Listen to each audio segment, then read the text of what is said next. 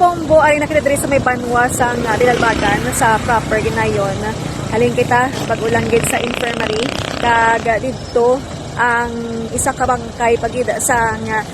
isa ka rebelde nga nagtaliwan o kung napatay sa ikaduwa nga enkwentro kanina sa may barangay Diaw ang gindulong na diri sa aton nga mga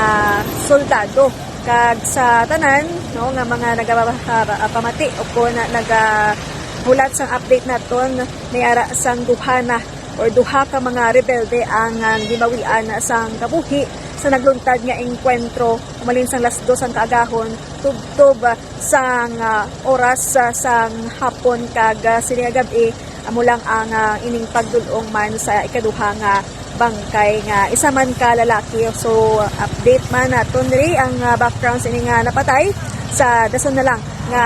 mga programa sang Bombo Radyo Bacolod.